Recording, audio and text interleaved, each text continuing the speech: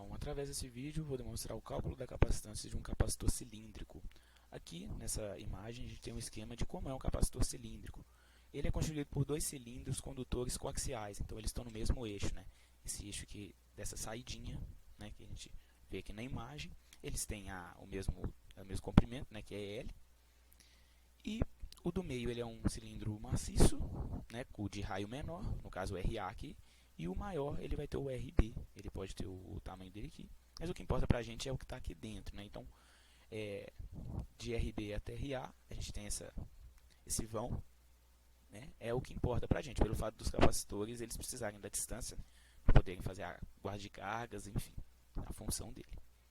Passando aqui mais para frente, a gente tem uma representação mais fiel do que eu vou utilizar aqui na demonstração dos cálculos. E no caso é o do meio estando com as cargas positivas, de raio A, né, aqui nessa foto.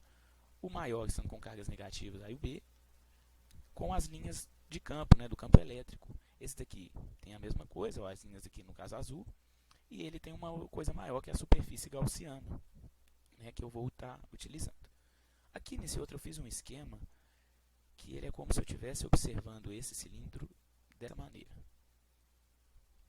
olhando de frente, né? E aí a gente tem isso. No caso aqui a linha de campo, né? O meu cilindro menor de raio A, o cilindro maior de raio B, e a minha superfície gaussiana pontilhada aqui, né? Que eu estou utilizando ela como raio S, tá certo? Bom, partindo disso, eu tenho a minha lei de Gauss aqui, né, representada nessa equação. E desenvolvendo ela, eu vejo que o E, né, o vetor E, demonstrado aqui, ele sempre vai estar paralelo ao ds. Então, eu tenho que o escalar E escalar ds, na verdade, ele fica como E vezes ds. Portanto, dentro dessa integral, eu sei que o E vai ser constante, é ds. Então, eu posso tirar o E dessa equação e fica E vezes integral ds igual a Q sobre ε0. Bom, partindo disso, eu venho aqui para baixo, né, que é a mesma equação dessa daqui. Porém, nela eu vou desenvolver essa equação aqui, essa integral. E desenvolvendo essa integral, eu tenho nada mais, nada menos do que o cálculo da minha superfície gaussiana, né, que, voltando aqui na imagem, eu vou ter o 2πs, né, que no caso é toda esse envoltório aqui, vezes o L. Vezes o L por quê? Como demonstrado aqui, eu vou ter o meu 2π, no caso da minha superfície gaussiana, vai ser o 2πs, que vai estar entre isso aqui, vezes o L. Então, eu estou pegando toda essa parte aqui da minha superfície gaussiana. Porque se eu for observar pelas aulas anteriores e pelos conhecimentos de superfície gaussiana, se eu fosse pegar essa parte daqui assim como vetor para cá, ele não contabilizaria pelo fato dele fazer 90 graus com o campo elétrico. E fazendo 90 graus, né, eu tenho o cosseno de 90 como zero, então ele zera. Então, sabendo disso, eu venho e faço o cálculo da minha superfície. Com isso, eu tenho o E, né, aqui, que eu posso isolar ele. A partir desse isolamento, eu tenho que E é 1 sobre 2πεl vezes Q sobre S, né, que no caso é o raio da minha superfície gaussiana que eu estou utilizando. Ok?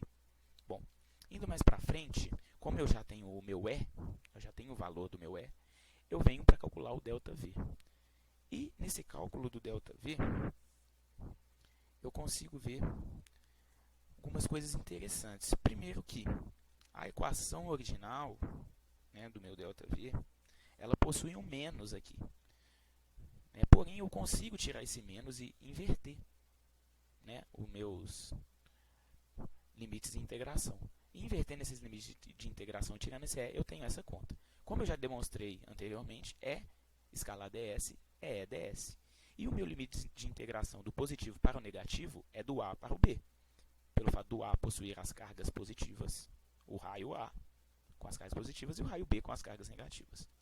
Bom, a partir daqui é o desenvolvimento do cálculo. O que eu fiz aqui? Eu tiro o E, eu tiro a parte do E que é constante.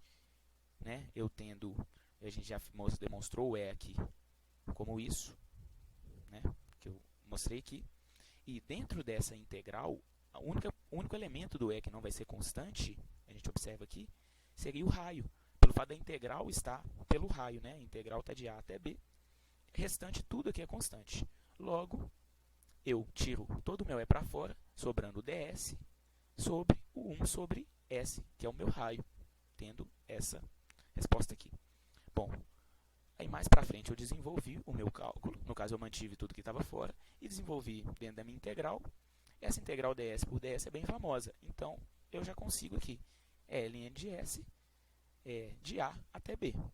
Fazendo esse cálculo, né, o que a gente aprende lá na disciplina de cálculo 1, eu tenho que ΔV é igual a Q sobre 2π εl vezes ln de B sobre A. Bom, com isso eu já tenho o valor de ΔV e tenho o meu valor de E. Nesse caso o E não vai importar muito, porque olhando pela fórmula de capacitância que eu coloquei aqui, a gente tem capacitância, para a gente descobrir a capacitância, a gente precisa do Q e do ΔV. E nesse caso, a gente olhando para essa equação aqui, a gente consegue perceber que a gente tem o Q e a gente tem o ΔV. Né? Então, é bem tranquilo da gente conseguir demonstrar, né, a partir disso. A gente só precisa de organizar essa equação. E foi isso que eu fiz aqui embaixo. Eu peguei e vi que C é igual a Q sobre ΔV. Ou então, o que eu acho que facilitaria mais a visualização, Q é igual a C vezes ΔV. Partindo desse pressuposto, eu reorganizei a equação de uma forma que eu isolasse o Q, o que eu fiz aqui embaixo. Então, ficou ΔV vezes 2π εl sobre ln de B sobre A. E aqui eu voltei à equação, essa daqui, né? Coloquei o Q para a esquerda e mandei tudo para a direita. Né?